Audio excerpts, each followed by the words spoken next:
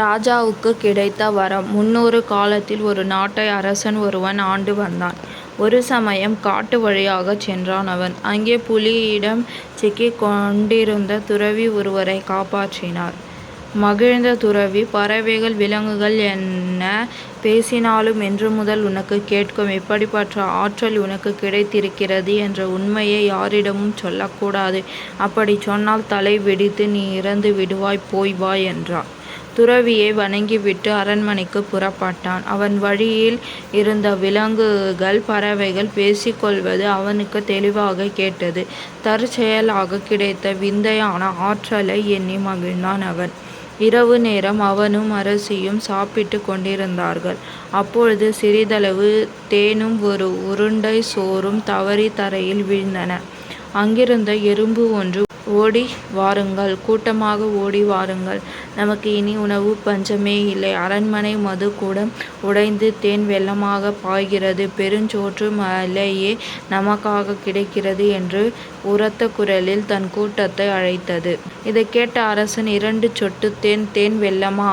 ஒரு உருண்டை சோறு பெருஞ்சோற்று மலையா? இந்த எறும்பிற்கு அறிவே இல்லையா? இப்படியா வருணிப்பது என்று நினைத்தான். அவனால் சிரிப்பை அடக்க முடியவில்லை.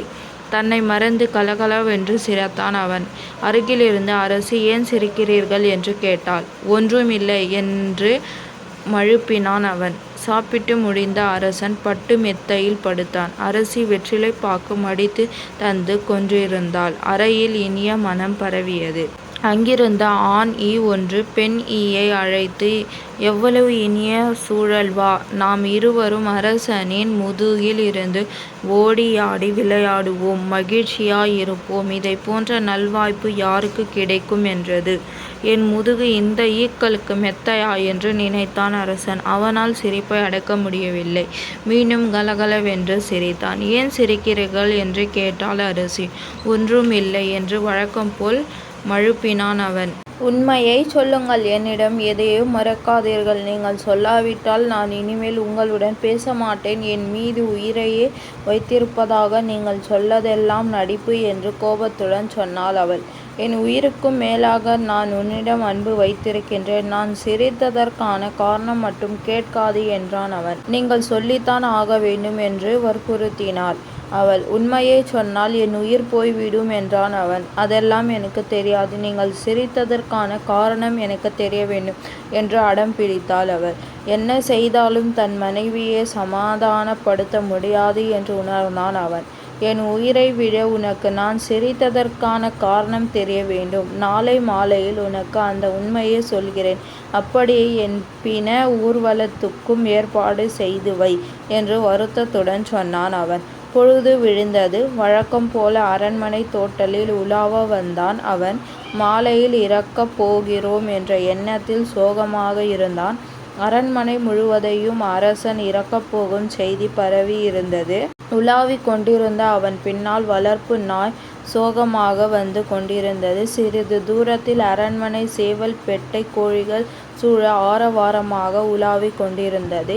இதை பார்த்த நாயால் கோபத்தை அடைக்க முடியவில்லை. ஏ சேவலே, உனக்கு சிறிது கூட நன்றி கிடையாதா? நமக்கு இவ்வளவு காலம் உணவு அளித்து காப்பாற்றியவர் இந்த அரசர். இன்று மாலை இவர் இறக்கப் போகிறார். எல்லோரும் சோகமாக இருக்கின்றனர். இந்த சூழலில் நீ மகிழ்ச்சியாக இருக்கிறாயே, இது நியாயமா என்று கேட்டது. அதற்கு சேவல், நம் அரசர் பெரிய முட்டாள். அவருக்கு இருப்பது ஒரே ஒரு மனைவி. அவளுக்காக உயிரை விட துணிந்துள்ளார். எனக்கு எத்தனை மனைவிகள் இருக்கிறார்கள்? நீயே பார். என் பேச்சை கேட்டுத்தான் அவர்கள் நடக்க வேண்டும். இல்லாவிட்டால் அவர்களுக்கு தண்டனை தருவேன். மனைவிக்காக இந்த அருமையான உயிரை நான் இழக்க மாட்டேன் என்று பதில் சொன்னது.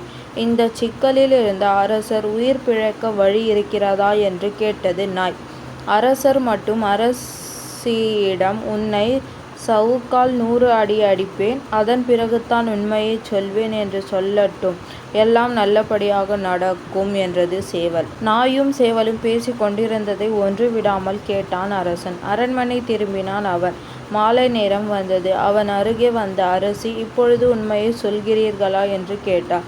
நீ முதலில் சவுக்கால் 100 அடி பெற வேண்டும். அதன் பிறகு நான் உண்மையைச் சொல்லிவிட்டு இறந்து விடுவேன் என்றான் அரசன். நான் சவுக்கடி பெற்றுக்கொள்கிறேன். எப்படியும் உண்மை தெரிந்ததாக வேண்டும் என்றாள் அவன். அறைக்குள் அவளை அழைத்துச் சென்றான் அரசன். கையில் சவுக்கை எடுத்து அவன் அவளை ஓங்கி அடித்தான். 10 அடியைக் கூட அவளால் தாங்க முடியவில்லை. மென்மையான அவளுடைய உடலிலிருந்து குருதி கசியத் தொடங்கியது. ஐயோ, போதும், அடிப்பதை நிறுத்துங்கள். உங்கள் உண்மையும் வேண்டாம், சவுக்கடியும் வேண்டாம் என்று அலறினாள் அவள். சவுக்கால் அடிப்பதை நிறுத்தினான் அவன். அதன் பிறகு இருவரும் மகிழ்ச்சியாக வாழ்ந்தனர்.